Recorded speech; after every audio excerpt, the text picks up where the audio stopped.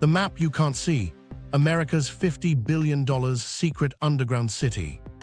Sirens underground, doors sealed. The alarms don't echo, they thud, swallowed by concrete. In the metro control room, a red ribbon of alerts crawls across the wall. Water breach, sector C14. Phones light up. A supervisor's voice goes flat. Shut it down, seal the doors. Somewhere below, steel slides into steel. The air changes. A dispatcher watches a camera feed blur into gray and thinks about the hospital 2 stops away.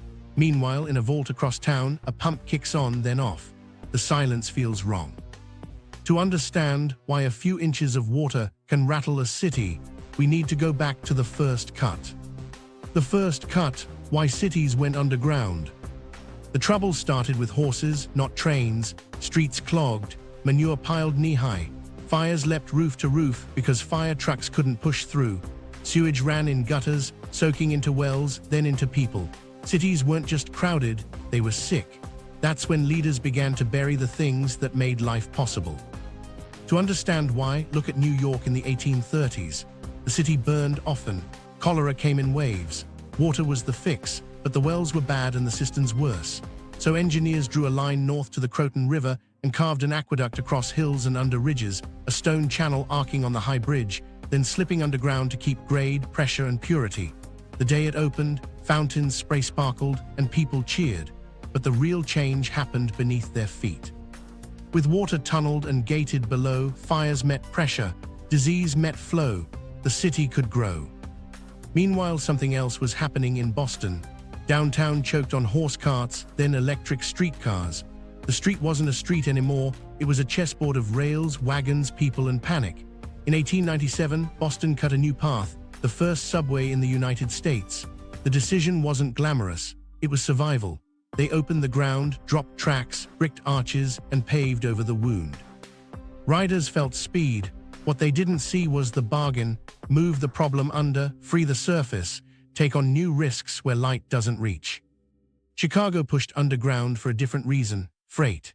In the 1900s, the city beneath the loop grew, 60 miles of narrow tunnels, low-slung locomotives hauling coal to skyscraper basements and hauling ash away. The city's commerce ran through a web nobody on the sidewalk could trace. Heat, power, and cash all slipped through those dark corridors. The tunnels made downtown neat. They also tied basements together in ways nobody would understand until a piling hit the wrong spot decades later and water found the connected path. Here's where the arc tilts. Each system, water, transit, freight, solved a crisis at street level by moving the solution below. That worked. Fires dipped, congestion eased, warehouses humid gravity by letting coal roll down, but something else shifted. The people who controlled the underground weren't shopkeepers or aldermen. They were engineers, concessionaires, private franchises with franchises under franchises. The public line of sight stopped at the curb. A city engineer's ledger from that era holds a single sentence that sounds like policy, not prose. The map may never be public. That wasn't villainy, it was logic. If every valve and conduit were known, sabotage would be trivial. If the routes were public, land speculation would spike. If competing franchises could see each other's ducks, lawsuits would multiply. So the map grew, but it grew in pieces: rolled plans in basements, survey notebooks in drawers, as-built sketches stuffed in tubes. The city learned to operate blind in spots, confident in others, and always in a hurry. While that was happening, the ground stratified. The first cut might be a water main 4 feet down. Later, the street accepted gas lines at 6 feet, then steam at 8, then electric ducts in tiers wrapped in brick, then subway tunnels cutting broad slots in clay and rock, crossings stacked. Sometimes a sewer sagged, and someone shimmed it with bricks. Sometimes a gas main bulged, and someone put a sleeve over a sleeve. Repairs fixed the day's problem and created tomorrow's puzzle. The stakes rose with every layer. A single broken sewer could flood a block. A broken water main could undermine foundations. A severed telegraph became a severed phone, became a sliced fiber that would someday drop trades in 1/100th of a second. People adjusted to the surface functioning. They forgot the terms of the bargain, until a winter morning when steam lifted a manhole cover like a coin tossed from below, or a summer cloudburst turned an alley into a river running toward a grate that couldn't swallow it fast enough. There was also the psychology. Once out of sight, systems feel permanent. They're not. Clay joints dry, wood cribbing rots, brick spalls. The first generation of engineers built with what they had: brick, timber, riveted steel. The next generation layered concrete, ductile iron, rubber gaskets, and insulation. Nobody got to start from scratch. Every decision had to respect the pre-existing maze. The hidden benefit of burying lifelines was control. You could root around politics, literally. You didn't need a public meeting for every block. You needed easements and access hatches. The hidden cost was knowledge. Because the city couldn't keep a single, up-to-date picture of the underworld, danger tended to hide in paper gaps, in the space between the plan and the as-built, between the franchise and the city, between the person who knew and the person on night shift. That's the context when the sirens sound today. A little water at the wrong elevation isn't just a puddle. It's a threat to power, to signal, to air. Once the underground became the default for solving surface problems, every problem down there started to echo through everything else. While cities dug for function, the next wave dug for something darker: survival. The bunker age, civil defense to continuity. Survival moved the shovel. By the early 1950s, the fear wasn't traffic or typhoid, it was a flash on the horizon turning day to glass. The question wasn't how to get across town, but how to keep governing after the blast. To understand the change, we need to step through two doors the public wasn't meant to see. First, mountweather, tucked into the Blue Ridge of Virginia. It looks like a ridgetop campus, quiet as a postcard. Underground, it's a honeycomb: offices, dorms, diesel, water, air, everything doubled. In drills, convoys moved in silence. Files arrived in sealed pouches. Telephones hummed without ringing. The mission wasn't comfort. It was continuity. Laws signed, orders transmitted, payrolls processed, while the surface counted fallout minutes. Across the state line, Ravenrock straddled Pennsylvania and Maryland, NORAD's eastern cousin carved into diabase, blast doors thick as bank vaults, corridors named like small towns. The two sites ran like mirrored lungs. If one failed, the other inhaled. Those places set a tone that would seep into city basements everywhere. Continuity wasn't just federal. It trickled down to municipal level as a culture: quiet signage, restricted lists, compartmented access. In downtowns, yellow and black fallout shelter symbols sprouted on school walls and post offices, pointing to basements stocked with water drums, sanitation kits, and tins of civil defense crackers that tasted like sweet chalk. Ventilation charts hung near stairwells, arrows showing how to move stale air with plastic sheeting and tape. A clerk would wheel supplies down, check dates, initial a line, and go home without a word. He never told his family why Fridays smelled like damp paper and bleach. Every week, he slipped a dosimeter out of its case, clicked a Geiger counter for a test chirp, and wrote the numbers like clockwork. Meanwhile, something else was happening in concrete boxes with no windows. AT&T long lines hardened its backbone, the switch centers that stitched America's voices together. Not just downtown palaces like 33 Thomas Street in Manhattan, an unblinking slab with no exterior windows and a bunker's heart, but regional hubs across the country. Microwave towers, buried waveguides, and relay stations with blast doors. The telephone network tied into the continuity web, not just logically, but physically. If political command needed a line, the carriers had to guarantee it would be there after the wind. What nobody knew at street level was how tightly those systems interlaced. The civil defense map and the telecom diagram overlapped like fingerprints. Conduits slipped from central offices into hardened ducts, through manholes labeled with innocuous codes. Some city engineers got partial layers: a duct bank on a quarter-section map, a manhole list with cryptic abbreviations. The full picture rarely sat in one file. Then the Cold War chilled into routine. Federal money ebbed. Sirens fell quiet, the shelter signs faded, but the rooms didn't vanish.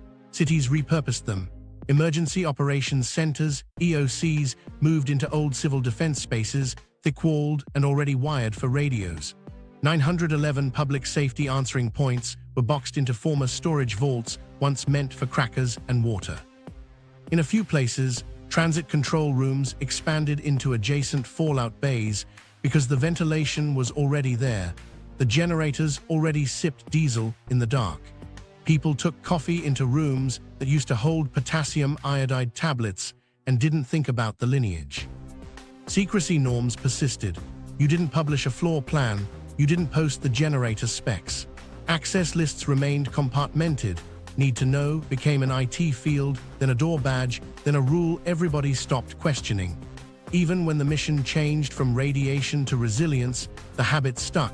Hide the critical, label the rest like it's ordinary. Microstory tells how it felt. A city communications tech, call him Andre, kept 3 keys on a split ring, one for an unmarked street door, one for a steel gate, one for a painted cabinet that looked like a janitor's closet. Behind it, a room the size of a studio apartment glowed with racks and patch panels. On the wall, someone had left a civil defense fallout poster, yellowed and curling. In a cabinet drawer, a dosimeter still lay on green felt. Andre didn't touch it. He checked a T1 alarm, reseated a card, and thought about the old math. Half-lives and shelter factors, bleeding into new math. Uptime, redundancy, failover. This was the moment everything changed. The enemy shifted from firestorms to downtime. Corporations started using the same instincts: bury the vulnerable, duplicate the essential, keep prying eyes away. Banks hardened vaults, data firms hardened rooms, carriers armored their switch cores. A deniable door in a lobby suddenly meant more than secrecy, it meant business continuity. If a flood took out a block, the call center would stay up, because it lived in concrete below grade with its own air and power. There was one problem: the more these spaces mattered, the less they could be mapped. Critical infrastructure information slid into new categories: sensitive but unclassified, a phrase that locked GIS layers and stapled FOIA requests with redactions. Fire departments got briefed on how to get in, sometimes. Contractors didn't. The city's own planners learned to accept gray boxes on their maps labeled private utility, contact owner. In the aftermath of every scare, blackout, hurricane, bomb threat, the instinct to hide hardened. And yet, hiding had a cost. Responders walked into dark basements without understanding the duct that snaked behind the wall or the cable vault under the stair. The legacy of continuity created resilience and blindfolds in the same move. While those habits settled into policy, a different kind of underworld took shape: cooler, quieter, humming with fans. Downtime was the new weapon. Data had to survive what bombs used to threaten: the sudden break in the line. Data cathedrals, the hidden internet below. The hum is the first thing you notice. Not a sound, a pressure, like standing beside a waterfall that's been wrapped in foam. Down here, air is filtered, temperatures fixed, times irrelevant. Racks blink in slow rhythms, LEDs like city lights at 3 a.m. This isn't a bunker for presidents. It's a bunker for everything else: your paycheck, your hospital chart, the trade that settles in 6 milliseconds. Get this, the most fragile thing in the modern city isn't the skyline, it's the second-by-second promise that data will flow. A minute of outage can cost millions. A morning can tip markets. So the new continuity didn't wear yellow fallout signs. It wore keycards and NDAs. Carrier hotels rose in old telephone palaces, colocation sites hid behind anonymous lobbies, and deeper still, in carved stone, companies built vaults for the internet's body. Ironmountain is the name people drop, and for once it's accurate. A former limestone mine in Pennsylvania, room and pillar galleries big enough to swallow a warehouse, retrofitted into a climate-stable labyrinth. Film masters sleep there, tapes in neat rows, servers iced by rock that never warms beyond the high 50s. Trucks roll down a ramp cut through millions of years, brakes whispering. The air smells faintly mineral, a cool that clings to your clothes. It's quiet until a door opens, and the fan noise hits like wind. Above ground, the network hides in plain sight. Manhattan's 60 Hudson Street, once Western Union's crown, became a nexus where carriers cross-connect by the thousands. 2 blocks over, 32 Avenue of the Americas stacks fiber like arteries in a ribcage. Racks heave with patch cords, meet-me rooms look like neon vines. None of it reads as romantic, it reads as inevitable. Old telegraph halls became switching floors, became internet cores, and the path from whisper to shout stayed the same. Copper to glass, same buildings, same gravity. Meanwhile, something else was happening inside those windowless blocks that looked like concrete monoliths. AT&T's hardened switches, the ones continuity culture taught them to seal, ran line with redundancy on redundancy. No exterior windows, diesel tanks below, intake louvers that can be shuttered in seconds. The logic is simple. If someone pulls a fire alarm on the sidewalk, the room doesn't care. If a transformer blows 2 streets away, generators shoulder the load. UPS batteries bridge the breath between. But here's the problem that keeps crews up at 3 a.m. The city's digital spine still narrows into single points of failure you can cut with a backhoe. A single mismarked duct can darken trading floors. One basement flood can drown a splice that ties 3 boroughs together. It's not theory, it's Tuesday. Microstory lives in one of those Tuesdays. Broadway, 3 a.m., steam hissing from a manhole like the city's exhale. A crew drops a ladder into a vault, chalk dust on their sleeves, coffee cooling on the curb. The plan says the 288 count fiber is in conduit B2. Conduit B2 is a stub dead, capped, mislabeled sometime in a winter 2 contractors ago. The live bundle is under corroded sleeve, inches from where a utility trench is about to bite. The foreman grunts, pops an access plug, and heaves a light across the pit. The sheath glows white. He reroutes the dig with a grease pencil and a phone call, buys the market it's morning. No one on the street ever knows. Maps are supposed to prevent that, except maps lag. As built, drawings trail reality by months, sometimes years. Proprietary layers sit behind passwords that fire departments can't open from a truck. A city's GIS might show ducts as gray bands, while the carriers keep the real detail in their own CAD files, and the contractor in the trench has a photocopy with coffee rings and a post-it note that says careful. That secrecy isn't only about trade secrets, it's about risk. Publish every route and someone can target them. Keep them private and someone can slice them by accident. The compromise has been opacity, enough for 811 to mark locate paint on the asphalt, not enough for a curious person to follow the trunk from a central office to a meet-me room to a vault under a bank. It works until it doesn't, and then you're back to foremen with flashlights and dispatchers in dim rooms guessing which path a packet took before it died. Meanwhile, underground data vaults keep multiplying in stone. Mines are cheap to cool, easy to secure, and they don't care about wind or wildfire as much as buildings do. Constant temperatures mean fewer HVAC swings, fewer failures. Insurance loves rock. That's why entire tape libraries live below grade, in case ransomware strangles a city's systems and someone needs to pull magnetic history out of a bin and rebuild. The human element runs through it. The network engineer who can navigate a meet-me room blindfolded. The co-location manager who knows which cage belongs to which hedge fund without looking at a label.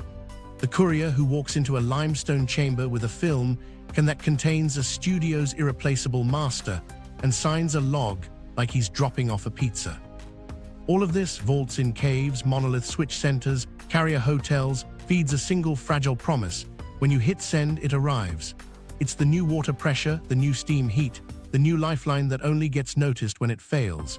And when failure comes, it moves fast, because below the city, those blinking lights share the same air, the same risk, the same map you'll never see.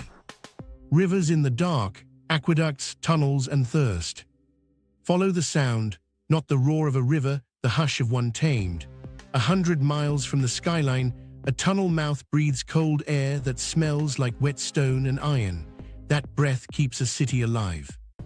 New York learned that early. The Catskill and Delaware systems don't read like pipes, they read like geography rewritten. Reservoirs stitched into the hills, then gravity does the rest, water dropping through a chain of aqueducts, arching under ridges, slipping beneath towns that never see it. The marvel isn't pressure, it's silence. The city drinks without thinking because the tunnels never speak until they do. To understand the risk, look at a thin white line on a dye test in the Delaware Aqueduct, the Rondout West Branch section. Engineers had suspected it for years, a hairline crack where limestone and pressure argued. It didn't look like disaster. It looked like a ghost, seepage that pulsed with demand, a steady leak that turned into millions of gallons day after day. You couldn't patch it with a clamp. You couldn't shut it for a month. The city would go dry. So they planned a surgery nobody had tried at that scale. The plan was brutal in its elegance. Build a bypass under the Hudson, drill a new tunnel, miles long, hundreds of feet down, then splice it into a living artery with shutdown windows measured in minutes. Crews sank shafts, lowered a TBM into rock older than the idea of New York, and chewed a path that curved like a long-held breath. Up top, people watered lawns, boiled pasta, bathed kids. Down below, a laser dot steadied on the cut ahead, while the river pressed above like a ceiling. Meanwhile, out west, Los Angeles drank mountains. The Owens Valley siphon isn't gentle. It's theft at continental scale, water pulled across basins by gravity and will. Angelinos turned a desert into lawns and film lots, and the pipes that made that illusion run hide under chaparral, under freeways, under memory. When a quake rattles those lines or a drought starves their source, the fix isn't a new well. It's politics, money, and time measured in dry seasons. Chicago faced a different kind of thirst, nowhere for water to go. When cloudbursts pounded the lakefront, streets turned to creeks and basements breathed methane. The answer wasn't a gutter, it was caverns. The deep tunnel TARP cut corridors wider than train cars through dolomite, then opened vast quarries as reservoirs, lungs for a city that kept choking on its own storms. Overflow that once rocketed into the river paused underground, levied time back to treatment plants. The system felt like a cheat code: hide the flood where it can't hurt, release it when the city can cope. But tunnels aren't static, they flex, settle, age. The Delaware leak taught that. A diver told a story from one blackout inspection: no lights, just feel. He finned along a wall that should have hummed with smooth flow and felt a change in the water's voice. The current shifted. His fingertips read the stone like braille. He pulled back.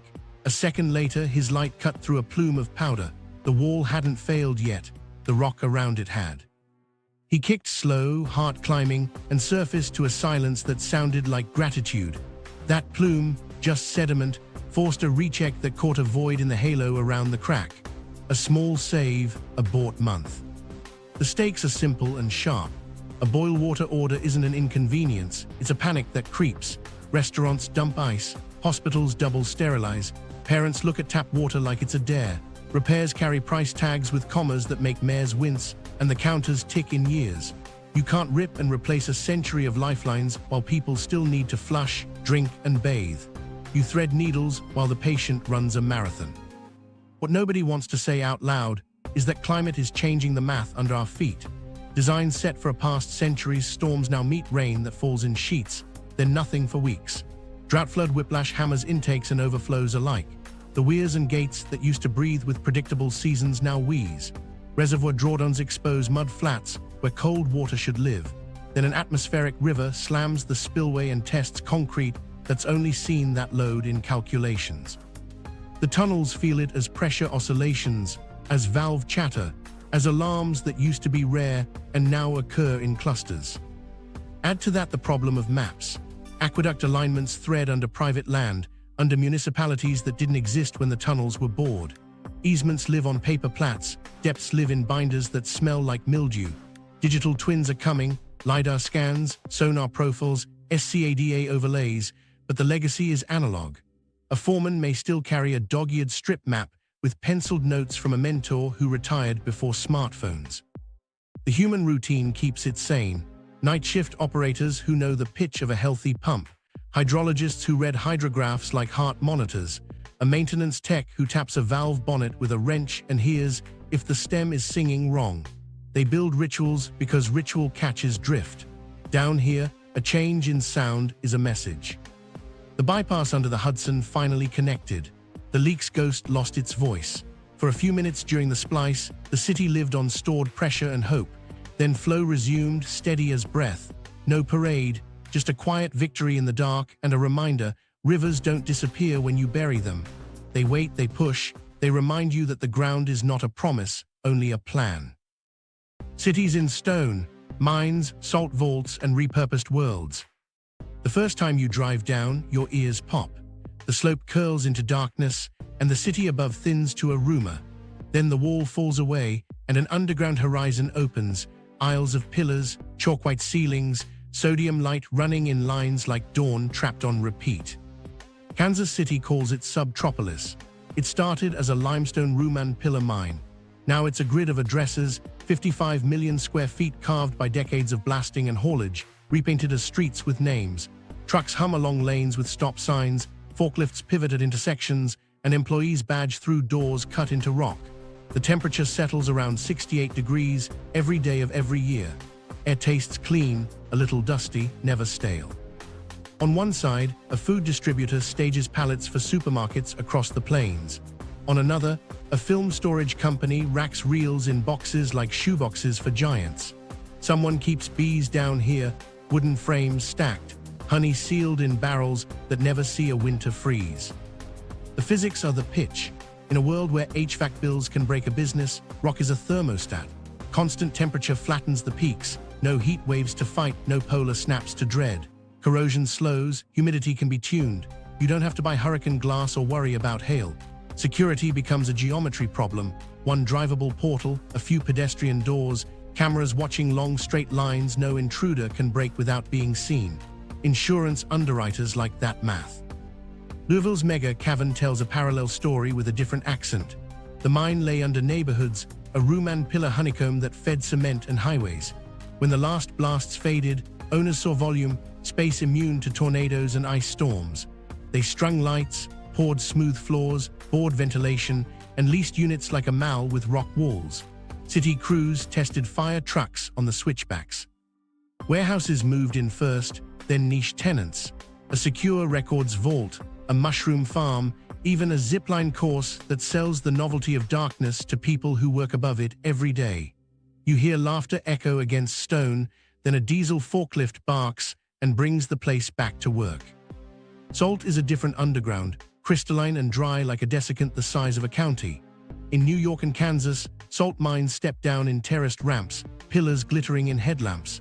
The air here is thirsty, metal resists rust, paper stays crisp, magnetic tape keeps its magnetism. Archives hide in these vaults, corporate records, government backups, art stored between loans, even a few private collections whose owners prefer anonymity to bragging rights. The rooms aren't cathedrals, they're quiet stacks. An archivist slides a box onto a shelf and pauses because she hears a drip way down the row. In a place that prides itself on dryness, one drip matters. She checks hygrometers, numbers tick up half a point, and calls maintenance. Minutes later, a tech in a hard hat traces a hairline fracture in a sprinkler line with a flashlight and clamps it. The graphs flatten. A footnote in the log, drip mitigated. The paintings, above ground, never know they dodged a swelling canvas. Not every underground inherits a second life. Some mines are ghosts with bad tempers. Towns in Pennsylvania and Ohio map old coal seams that snake under neighborhoods, pillars thinned by greed or time. A sunken driveway is a clue, a crack that keeps widening between a porch and a house is another. Subsidence is a slow crisis, you don't hear it until the floor tilts. Cities keep paper plats of voids, penciled outlines from when surveyors wore hats and carried chains. New scans, LiDAR from drones, microgravity surveys, ground-penetrating radar, layer in detail, but the patchwork persists. Agencies don't always share. A water main replacement crew might know the pipe depth to the inch, but not that a void the size of a bus sits 4 feet below their trench wall. Ownership makes it messy. SubTropolis is private, stitched from parcels that sprawled underground like vines. The city regulates fire code and egress, but doesn't publish maps with the precision tenants want and insurers demand.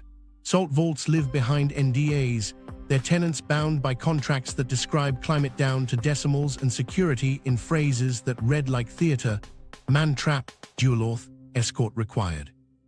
Meanwhile, a homeowner association up on a limestone ridge argues about a sagging street and wants to know if it's a sinkhole or just bad asphalt.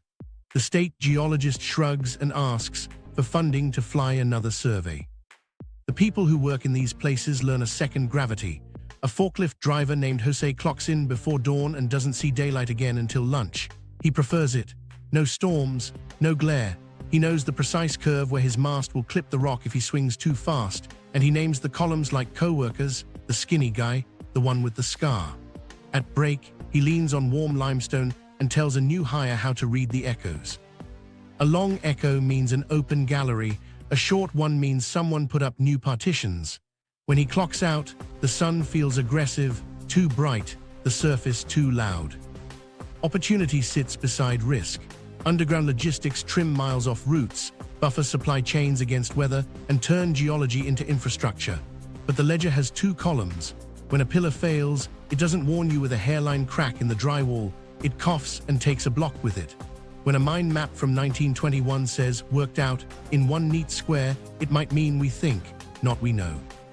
A city engineer keeps both truths in the same folder: the lease that makes a tax base below grade, and the emergency plan for the day the ceiling reminds everyone it's still a roof. The breath below, gas lines, steam, and explosions. There's a second heartbeat under the street, and it moves in hiss and heat. Gas doesn't shout until it's too late, steam whispers until it screams. The risks are quiet, then sudden. Start in a suburb that trusted its cul-de-sacs. San Bruno, 2010. A defective longitudinal seam inside a high-pressure transmission line, records muddled enough that nobody grasped what exactly lay under the lawns. Dinner-time, televisions on, sprinklers ticking, the ground convulsed. A white fireball punched into the dusk, and a crater opened where a street used to be. 8 people died, dozens were injured, rows of houses collapsed into char and rebar. Investigators traced the failure from weld to file cabinet, poor documentation, flawed pipe, an integrity management plan that missed the real hazard. It wasn't just metal fatigue, it was a knowledge gap with flames at the edge. Now shift to Manhattan, where the threat wears a different coat. Steam is a convenience until it is. Under Lexington Avenue and near Grand Central, ruptures have blown apart manholes and lofted geysers of white that look like winter in July. The plume hides something worse: asbestos insulation stripped from ancient pipes, atomized into air. Blocks are cordoned, workers appear in moon suits, and office towers evacuate down stairwells while air monitors click. A network meant to warm buildings becomes a vector of fear because a joint failed, a trap clogged, or a crane's load sent a shock through brittle iron that dated to another century. Boston's story is slower, but it never stops. Researchers strapped methane sensors to cars and mapped block after block, finding chronic leaks like constellations, little stars of sweet earth smell, each a tiny loss, together a huge one. Some are pinholes, some are old service lines that were never fully abandoned, some are joints that weep. Utilities triage by risk, but the map keeps blinking, and residents learn to call when the soil smells like candy after rain. Here's a micro-story that shows how close the line runs to luck. A restaurant owner, 2 blocks from a school, steps out to take trash after closing. He catches a scent beneath fryer oil, sweet, almost chemical. He pauses, walks the curb, and finds a damp patch that shouldn't be damp. He calls. The dispatcher takes his name and sounds routine. 20 minutes later, a crew pops the service box and finds bubbling where a steel service line meets a T. No anode on the line, corrosion chewing through like termites in a beam. They clamp it, purge the air, and leave a door hanger with a form letter. Months later, at a neighborhood meeting, he learns the phrase anodeless service line and understands that a dozen lives took a turn because his nose caught what his eyes couldn't see. Meanwhile, records fight the century. Many utilities still lean on quarter-section paper maps, grids that work great on a drafting table and poorly in a wet trench at midnight. Some valves live on sheets that never made it into the digital system. A main replaced in 1978 might have a fitting from 1954, and the note about that fitting exists only as a pencil scrawl on the back of a work order folded into a banker's box. Accuracy gaps widen with time. A crew can spin a wheel for minutes on a valve that turns freely but isn't connected to anything because a T was changed and the old stem left like a tombstone. What nobody likes to admit out loud is how a single mislabeled valve can ripple in winter. During one polar snap, a district's heat lagged for hours because the diagram said open when it should have said shut. The fix was a pair of gloves, a flashlight, and a veteran who swore the sound was wrong when he tapped the bonnet. He spun clockwise, not counter, and the system coughed back to life. Those heroics make good stories, they shouldn't be required. Steam has its own brittle memory. Many of those mains were laid when horses shared the road. Insulation formulas changed over decades. Some used asbestos, some didn't. Water hammers, sudden slugs of condensate, hit elbows like a boxer's jab. Traps that should drain slowly clog fast with rust. Pressure reliefs that should lift barely twitch because maintenance missed a cycle. When a failure happens, debris becomes shrapnel and vapor burns skin faster than a flame. That's why a steam crew's toolkit includes wrenches and checklists, but also a wording they're careful with when they knock on a door. We need you to step back for a bit. The regulatory world strains to catch up. Integrity management programs require surveys, pressure tests, cathodic protection logs, drones sniff right-of-ways. Smart pigs crawl pipelines with sensors that read metal loss like X-rays from the inside. In cities, that tech meets an older reality: tight spaces, shared corridors, layers of other people's stuff. A gas main skirts a subway box. A steam tunnel crosses above a cable vault. A water service crosses everything at a diagonal because the block was cut before the grid. And then there's the human memory that keeps the system honest. A superintendent knows which alley floods a manhole. A locator knows the valve whose cap sticks in winter.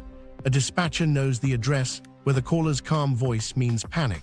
They carry scribbled atlases in their heads because the official map has holes. Each repair is a sentence added to a language only a few people speak fluently. The stakes aren't abstract. Fatalities, evacuations, lawsuits tallied in 9 figures, insurance that spikes for a decade after one blast, neighborhoods that learn a new smell and flinch. The fix isn't magic. It's relentless. Replace brittle iron with PE or coated steel, strap on anodes, digitize maps, reconcile paper to pixels, test again. It's also humility, accepting that the ground remembers every shortcut and will bill you with interest. Transit power data, everything else rests in the same soil. When gas and steam behave, nobody notices the second heartbeat.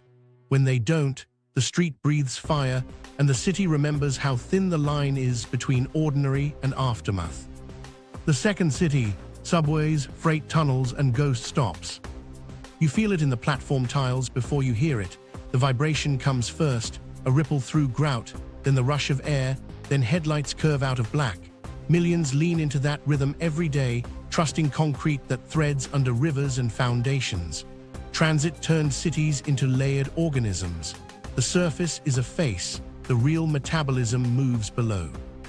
Boston learned that the hard way.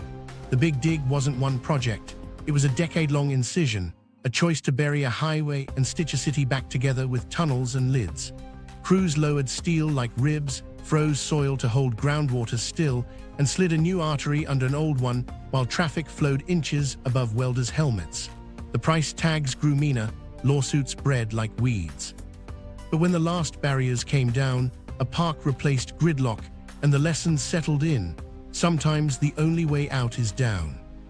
New York's 2nd Avenue subway chased a rumor for nearly a century, promises on bond flyers, lines inked on maps, nothing but dust until the ground finally opened. Manhattan's schist chews at cutters. Utilities don't move just because you ask nicely. TBMs gnawed caverns that look like the inside of a whale's ribcage, and crews sprayed shotcrete that set like gray bark. Apartments rattled. Shops taped their windows. Then platforms appeared under the avenue like a compromise between ambition and geology. Riders joke that Phase 2 will arrive on a calendar without years. Engineers smile and keep drilling. Los Angeles brings a different complication: tar that seeps where tunnels want to go. The ground remembers an ocean, and crude lingers in pockets that gum cutters and perfume air with an asphalt sweetness that says, "Don't light anything." Metro bores proceed with patience, temperatures monitored, gases sniffed, face pressure tuned like a violin. Stations rise under boulevards whose palm trees don't know they're rooted in an old oil field. Chicago's story is a parable, and it starts with freight.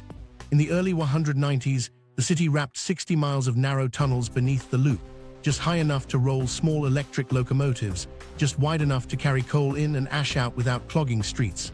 Decades later, the trains stopped, but the tunnels stayed, dry, forgotten, threaded through basements that used to sign each other's invoices. Then, in 1992, a piling went where a piling shouldn't. A contractor drove it into the riverbed near a bridge, puncturing a tunnel wall. Water found the old network like a bloodhound. Basements filled, vault doors bowed, and the loop went silent except for generators. A decision made with a hammer on a Monday morning smuggled the river into cash vaults and switch rooms by noon. The freight system nobody noticed turned into a floodplain precisely because it worked so well binding everything together. Impact rippled beyond soggy carpet. Insurance claims mounted. Museums hustled crates to higher floors. Traders stared at dead screens that should have hummed. The lesson was brutal: connections you forget still connect. The tunnels were patched, grouted, sealed, and mapped like they'd never been mapped before, but the scar remains, on budgets, on procedures, on the city's memory of how water takes the shortest path you left it. Inside tunnels, people read rock like an instrument panel. A TBM operator out of Queens remembers the moment sound changed. Clay is a muffled chew, dolomite is chatter. The cutterhead told him before the sensors did, tone pitched up, vibration went granular, torque spiked. He eased off, bumped pressure, and kept the face stable. Up top, a traffic cone fell over in the breeze. Underground, the decision meant a clean round, no blowout, no slurry burp up through a sidewalk crack in front of a bakery that already hated the project. The folklore grows in the dark. Workers name junctions for smells, leaks, how a draft hits your cheek. The undercity accretes stories, a raccoon that became a mascot on nights, a locked door that no one could place on a plan until an electrician remembered a renovation from 1973. The human map holds what the paper map misses. Then there are the places the public only sees in photographs and rumors. The City Hall station in New York curves like a smile, skylights glazed and green, tiles glimmering in light that falls like a memory. Trains don't stop there because platforms are short and the curve is tight, but the station sits intact, a piece of optimism sealed behind tile and policy. Elsewhere, ghost mezzanines hide behind cinder block, stairways that rise to walls, corridors that end at locked grates. Are they sealed for security, for safety, or because the city ran out of money at an inconvenient corner? Depends on the block. Sometimes a mezzanine was overbuilt and then closed for fair control. Sometimes a portal was future-proofing that never found a future. Security lives in those blanks. A sealed door might guard a fiber vault, a police room, or nothing at all. Transit authorities publish what riders need and bury the rest. That secrecy protects and frustrates. A firefighter wants the door scheduled for a cross-passage, a planner wants to route a duct, a railfan wants to glimpse tilework that outlasted the masons. All of them hit the same answer, not on the public map. Subways and freight galleries have this in common with water and data. They're all parts of a second city that only reveals itself when something goes wrong, or when a cruise lamp swings just so and catches a date stamped into concrete.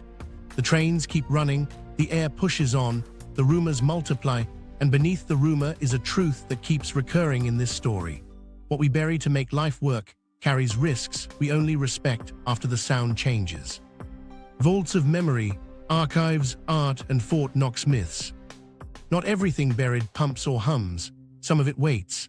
Down a ramp where forklifts whisper and the air holds steady at numbers curators dream about, memory lives in boxes and reels. The stakes aren't abstract. Lose a server and you can rebuild from backup. Lose a film negative, a 19th century ledger, a city's property records, and the lost lands forever. Archives chose the underground because rock is a better clock. Temperature barely moves, humidity obeys. Salt caverns, limestone galleries, old mines turn vaults. Each offers what museums and studios buy with budgets and prayers above ground, stability. In one limestone chamber, shelves rise like pews. Film can sit shoulder to shoulder, labels in neat hands, original negative underlined twice. The room smells faintly of acetate and stone. A technician opens a can just enough to sniff for vinegar syndrome, logs a number, and slides it back. The film won't know a heat wave is coming this weekend. It won't care when a thunderstorm trashes half the city's power. Down here, weather is an anecdote. The logic matches what we've seen with data, but the tone is different. Servers can be replaced. A painter's underdrawing, a composer's annotations, a reel that contains the only sharp print of a scene shot at dusk in 1954. Those aren't reproducible. That's why private firms lease carved square footage by the cubic foot, promising climate to the decimal and security by ritual. Dual-auth man-traps, escort-only corridors, cages inside cages. A courier signs for a crate at the portal, hands it to a gloved archivist who rolls it past a column of rock older than languages, and the object disappears into a catalog entry and a lock. Here's a micro-story that shows how a vault thinks. An archivist walking the row hears a sound that doesn't belong, a single drip far off like a metronome that missed the beat. Underground, a drip is a paragraph. She checks the nearest hygrometer, the needle nudges. 2 minutes later, alarms are on the EOC screen upstairs. A maintenance tech follows the sound with a flashlight, traces a hairline crack on a sprinkler union, isolates the segment, and clamps it. The climate curve flattens. The log reads routine. The painting that would have warped in an hour never learns its narrow escape. Salt mines bring another promise, dry air that resists rust and mold. In a chamber carved like a canyon, pallets hold bankers' boxes, corporate records, agency archives, irreplaceable tax rolls, stacked with a calm only geology can afford. Paper stays crisp, metal clasps don't bloom. A records manager back on the surface sleeps better during hurricane season because the file that settles a boundary dispute won't be sitting in a courthouse basement with water creeping under the door. The myth layer always creeps in, and it wears a uniform. People love to say Fort Knox sits on a warren of tunnels wide enough to drive a tank, that gold travels under Kentucky on secret rails, that there's a back door for a convoy that never stops. The truth is duller and stronger, security through denial, not spectacle. No public schematics, no tourist maps, no cinematic vault tour. The real underground that concerns gold is bedrock and policy, blast margins, standoff distances, hardened utilities, details sealed tighter than the vault itself. Myths persist because the real story is paperwork and concrete. The real stakes don't need an audience. Meanwhile, museums play a longer game under the rock. A seed vault's logic, duplicating life in a climate-stable fortress, echoes here with culture. Studios keep original camera negatives in deep storage and send out into positives to remaster. Libraries store rare folios below grade and rotate reading room copies above. Insurance math changes when you move treasures under stone. Premiums shift because lost scenarios shrink. A director once joked that a limestone gallery is the only producer who never calls at 3 a.m. asking for changes. But secrecy has a cost. Many of these vaults are private, gated by NDAs that make even their existence a kind of rumor. A city planner trying to route a storm upgrade may not know that a priceless archive sits behind a wall in what looks like a warehouse. Emergency responders want door schedules and generator specs. The facility offers a liaison and a laminated card. The public interest, protecting heritage, assuring disaster response, rubs against private interest, protecting clients, avoiding attention. Friction becomes policy, sensitive but unclassified, labels, redacted floor plans, drills that involve first names and no cameras. Access is an argument wrapped in ethics. Who gets to study the past if the past sits behind a badge reader? Conservationists push for controlled access, digitization, copies made cold and stored farther away. Archivists balance use against the slow burn of time. Lawyers thread contracts that promise availability without exposure. The ground doesn't care about any of it. It offers a constant and waits. What keeps the system honest are people with rituals. A vault manager taps the door frame every night before locking, a habit learned from a mentor who learned from a fire. A conservator checks a data logger against a mercury thermometer once a week because sensors fail quietly. A courier knows the turn where cell service dies and tells new drivers to call clients before that bend, not after. These aren't superstitions. They're protocols dressed as folklore. Above, storms keep rewriting the odds. Below, memory keeps choosing patience over pride. The underworld that holds our culture doesn't look dramatic. It looks like boxes, numbers, and size of relief measured in decimals. It works because it's boring, and because some doors never open unless something has gone terribly wrong. When it rains underground, storm tunnels and mega drains. The sky can dump a month of rain in an evening now. Streets turn to creeks, then to rivers that look for stairs and doors. Basements breathe through floor drains until they cough. The old promise, curbs, gutters, pipes, was built for softer storms. Cities needed a larger lung. Tokyo showed what a lung looks like when money and urgency align. North of the city, a grid of 5 silos the size of rockets drops into Earth, each shaft lined smooth as a thermos. A 6.3-kilometer tunnel stitches them together, sloped so runoff races toward a holding chamber big enough to host a cathedral. People call it one. Columns rise like trunks, concrete fluted and endless. When a typhoon swells rivers, gates open, water drops into the silos, thunders down the tunnel, and pools in the tank while pumps shove it to the Edo River. Tour groups come between storms and gasp. Operators don't. They watch rain gauges and flip switches like they're playing a pipe organ whose notes are neighborhoods. Meanwhile, Houston rewired its memory of bayous. The channels that once looked like postcards turned into engineered slopes. When the sky breaks, water slides through parks designed to flood, ball fields doubling as catch basins, underpasses meant to drown while houses stay dry. Los Angeles has its concrete river, a famous flood channel that looks dystopian in movies and life-saving in a deluge. The logic matches Tokyo's, just spread horizontal, give water space and a route, not a fight. Chicago went vertical and deep. We met TARP as a sewer for storms, but its scale belongs here, miles of dolomite tunnels leading to quarries that drink floodwater like lungs take air. When a cloudburst hits, combined sewers, waste and storm would overflow straight to rivers. Consent decrees forced a different outcome. Gates drop. Flow dives underground. The city buys time at cubic yard scale so treatment plants can catch up. It's not pretty, but neither is a river that smells wrong for a week. Here's the crisis beat that repeats from coast to coast. Combined sewer overflows. Old cities share pipes because that's what the budget allowed in 191. When storms pound harder, the math breaks. Manholes spout. Outfalls belch. Regulators step in. Consent decrees set deadlines longer than a mayor's term. The fix list reads like a trenching company's dream, separating systems block by block, drilling tunnels that cost like stadiums, building retention tanks under parks and schoolyards. Voters see cones and detours. Engineers see permit milestones and rainfall return periods that don't return anymore. The impact lands in uneven lines. Flood maps redraw property values. On one side of a boulevard, basements stay dry. On the other, families drag wet carpets onto sidewalks twice a summer. Equity questions get loud. Who gets the giant box culvert first? Who waits? Who pays for backflow preventers? Who knows how to file the claims?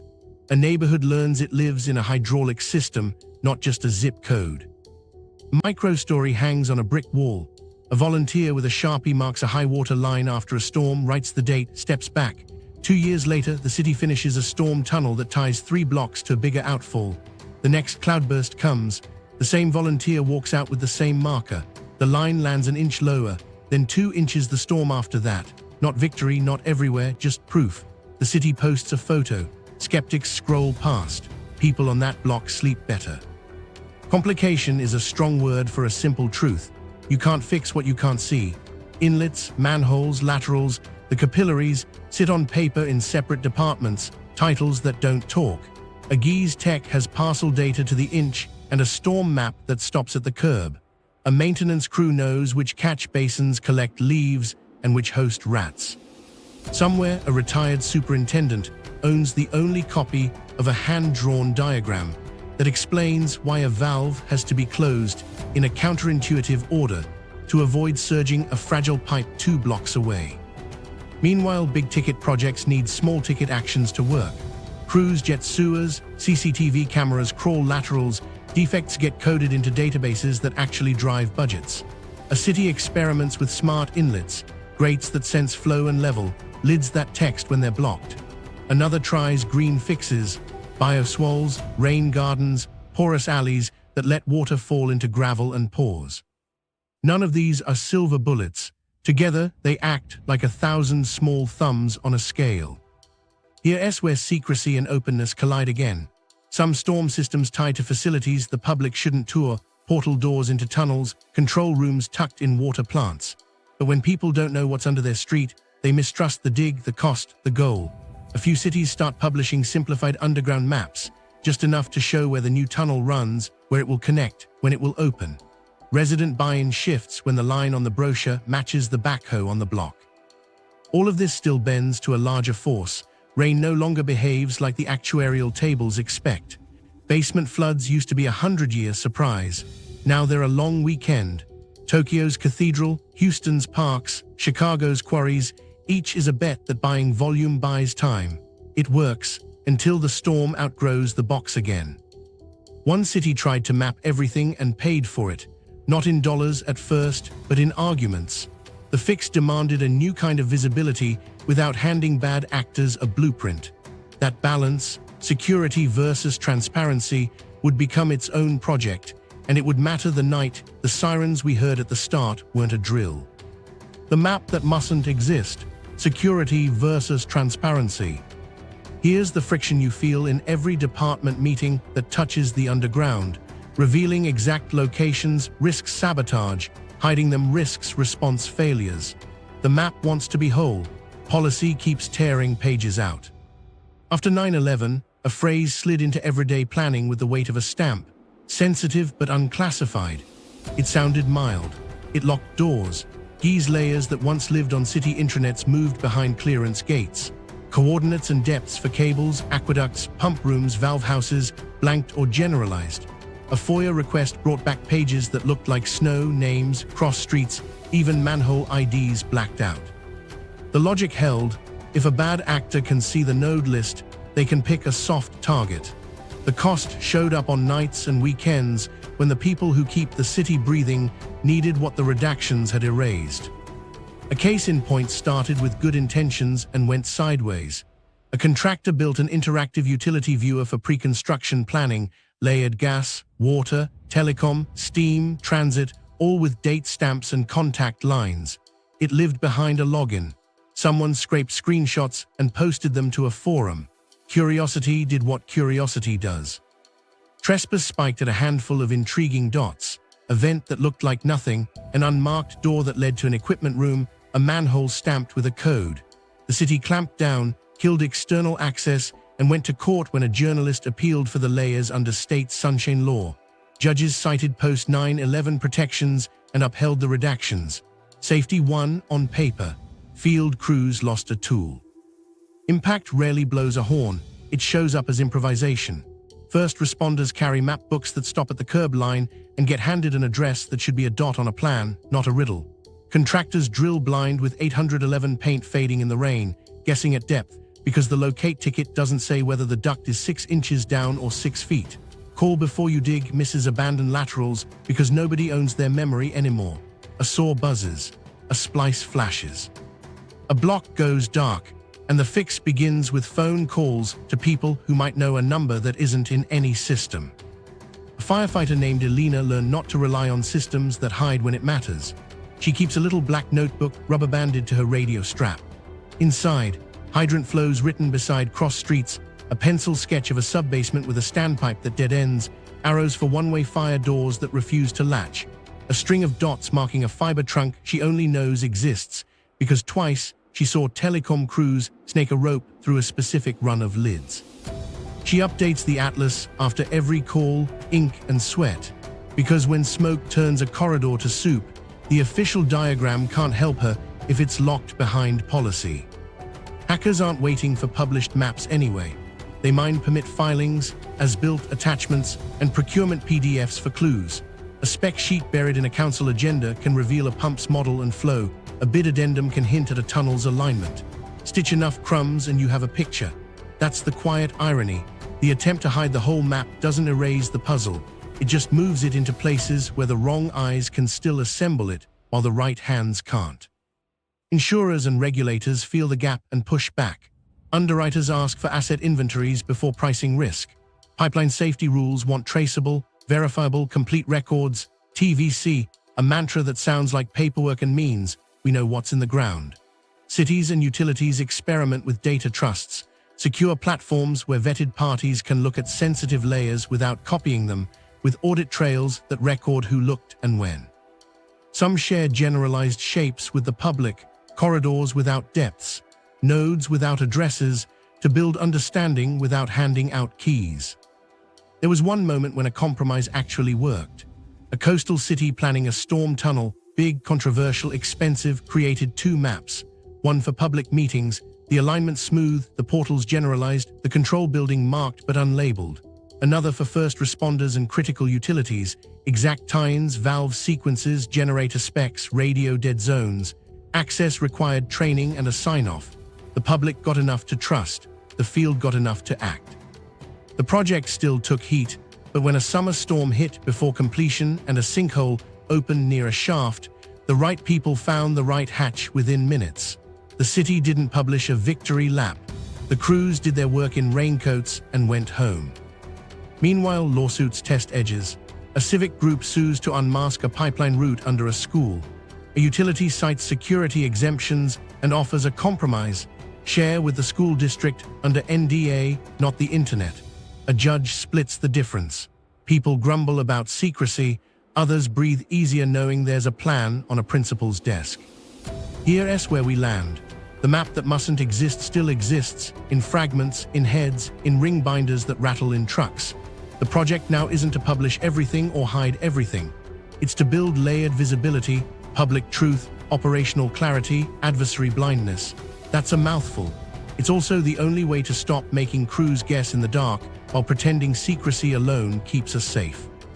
The balance will be tested on the day when all those invisible lines tug at each other, and decisions made in the gray ink between policies decide whether a city keeps breathing.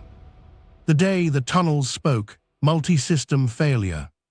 The forecast said heavy at times, the phrase that lets a city shrug. By mid-afternoon, radar looked like a bruise. Storm drains yawned and lost. At 4:17 p.m., a pump station that had never missed a shift coughed. A breaker tripped. A green LED went black in a room that smelled like oil and ozone, and the first domino tipped. Meanwhile, in a cable vault 3 blocks away, groundwater and runoff pressed against a brick wall patched in the 197s. A hairline that had never mattered started to matter. A drip turned to a seam.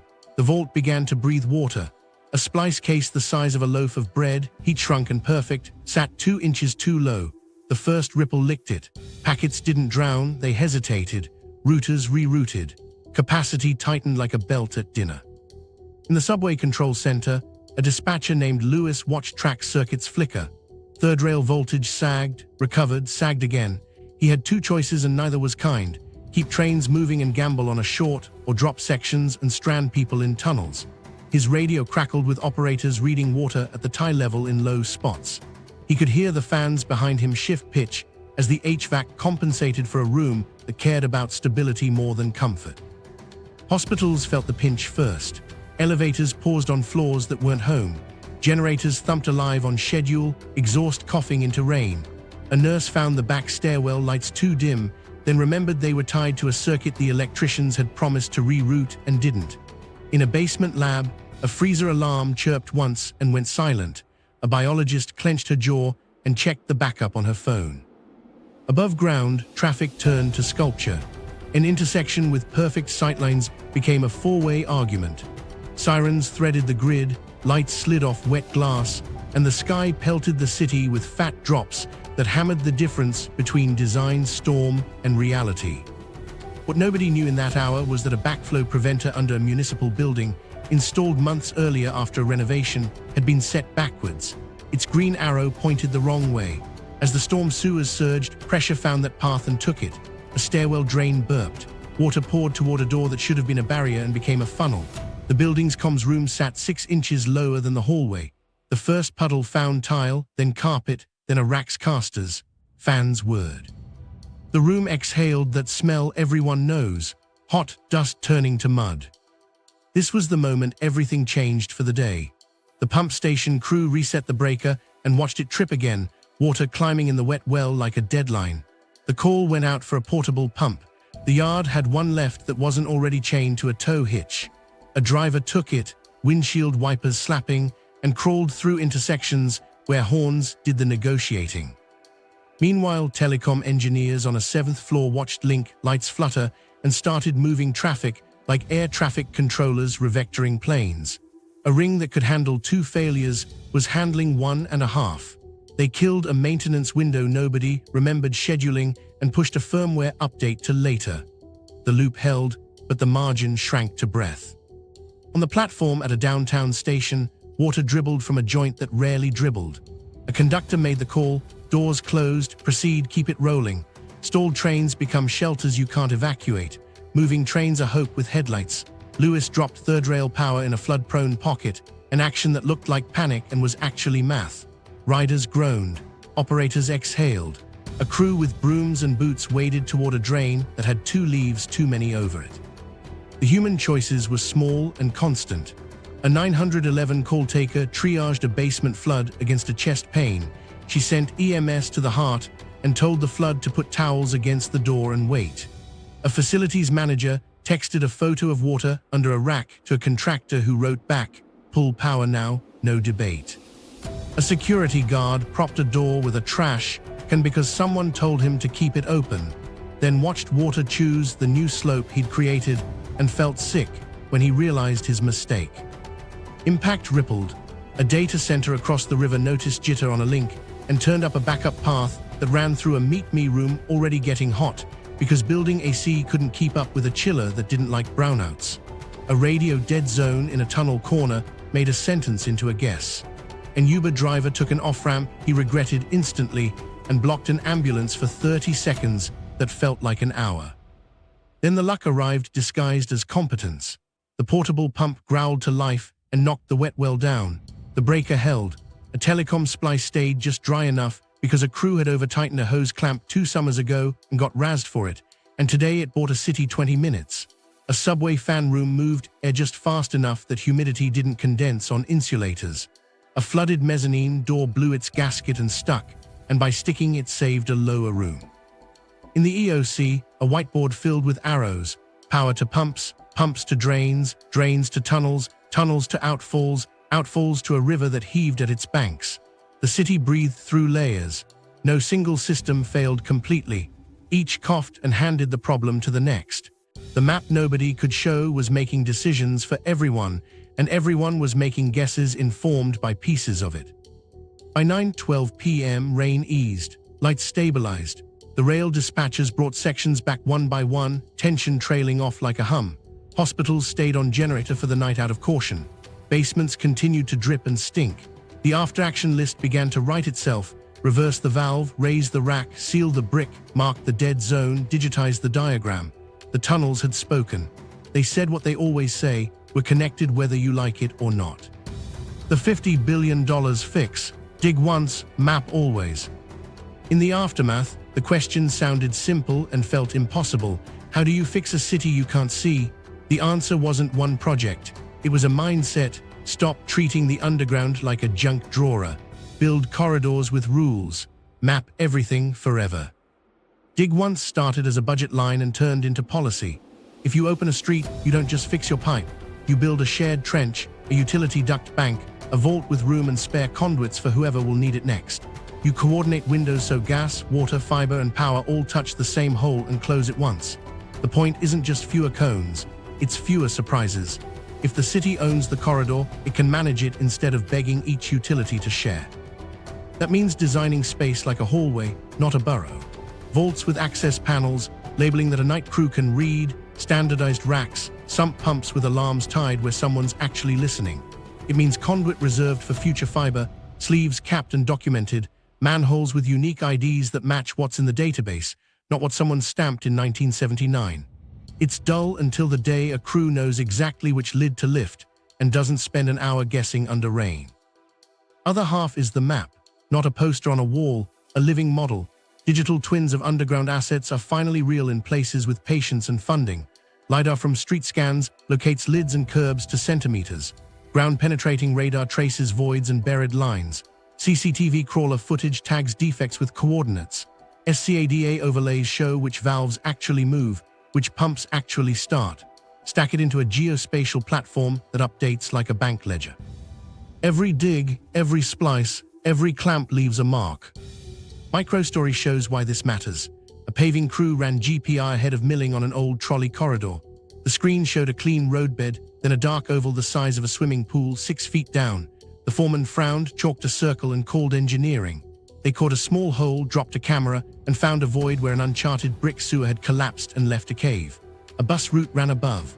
They closed a lane, filled the void, and reopened in 2 days. No headlines, no harm.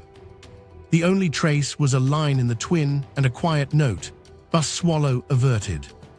Money turns ideals into asphalt. 50 billion isn't a fantasy number.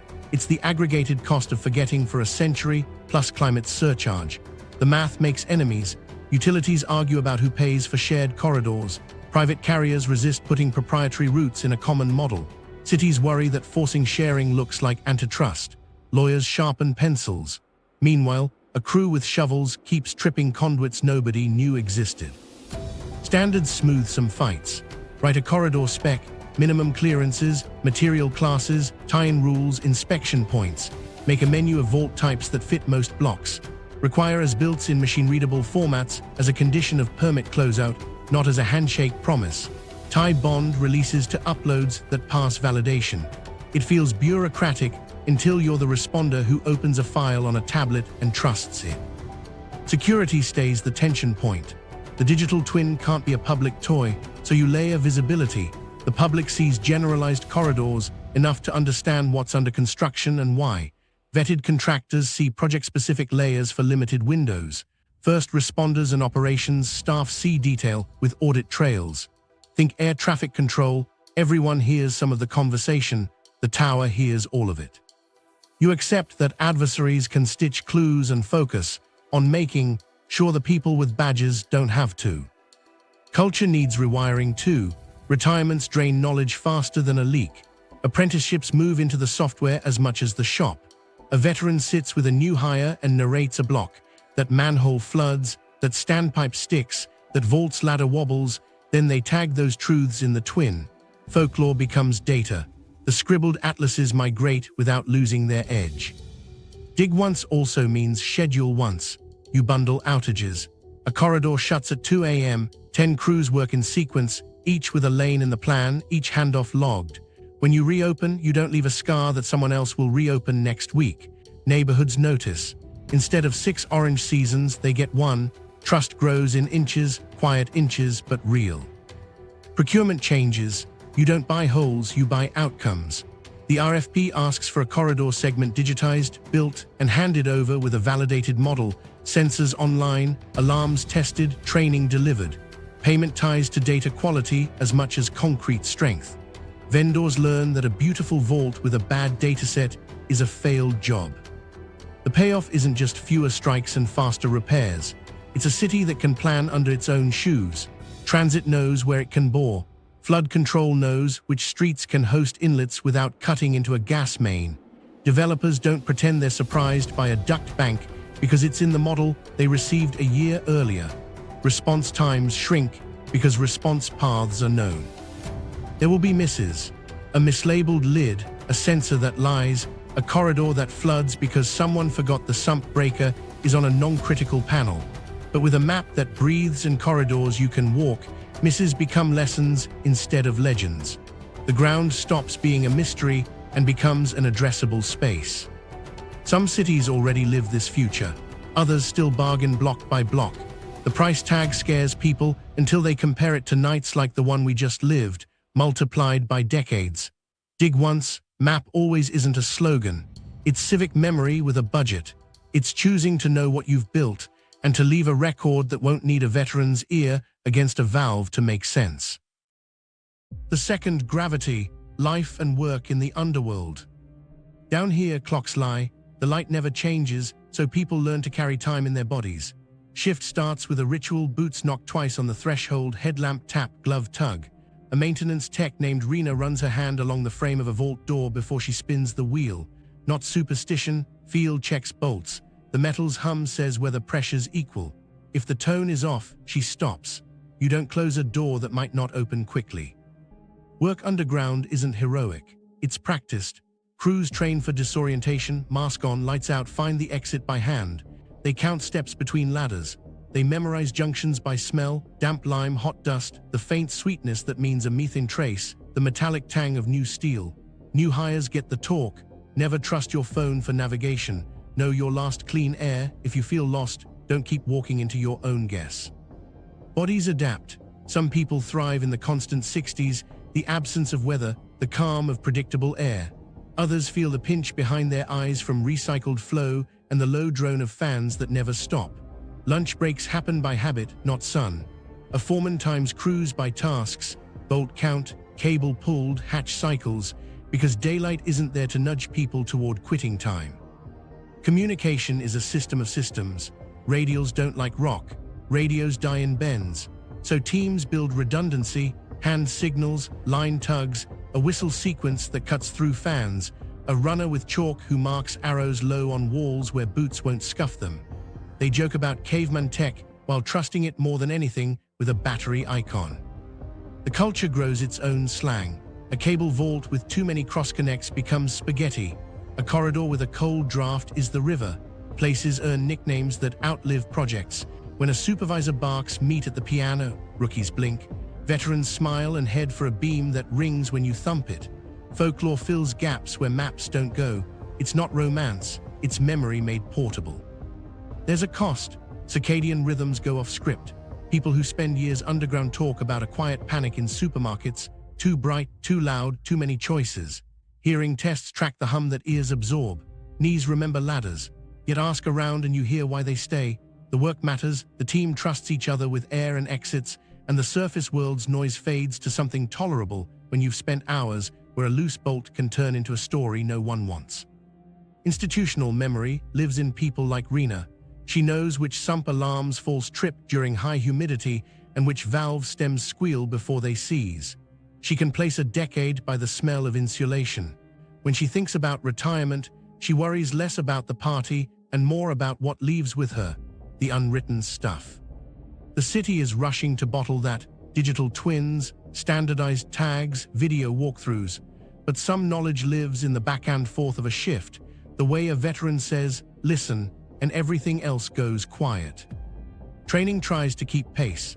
Sim rooms mock up vaults and manholes. Trainees crawl in, lights fail, smoke generators roll, and someone drops a wrench to spike heart rates. The exercise isn't cruelty, it's inoculation. You fail safe in practice so you don't freeze when a real siren changes pitch. Meanwhile, VR headsets promise memory without risk. Walk a tunnel that hasn't been built. Learn the door order before the first hinge is hung. The tools help. They don't replace a hand on cold steel. Psych safety matters as much as PPE. Crews debrief after near misses. A close call isn't a secret, it's a lesson. An almost fall on a wet rung becomes sand tape on 3 ladders by noon. A misread label becomes a new font on future engravings. The point isn't blame, it's continuity. You keep the next person from learning the same hard way. Lives are built around these shifts. Kids know the sound of a parent's boots on concrete steps, the scent of rock dust on a jacket. Partners understand that a cancelled dinner sometimes means a pump failed and the city's breath needs help. Pride runs quiet. The train ran, the server cooled, the water flowed. No headline, just a day held together by people who know how the unseen works. They call it the second gravity because it pulls on you in ways you don't notice at first. Tools weigh different in damp air. Stress accumulates invisibly. Camaraderie offsets it. So does the moment after a long night when a hatch opens, a rectangle of morning drops into the dark, and the first breath of warm, strange surface air reminds you that the underworld is a choice, not a fate. What stays hidden, what must be known? Our lives run through corridors we'll never walk, kept alive by people we'll never meet, under choices we rarely see debated. If you want more untold geography shaping your day, subscribe. For the next chapter, how a single choke point can stall the planet, watch the video on global straits. New deep dives drop weekly.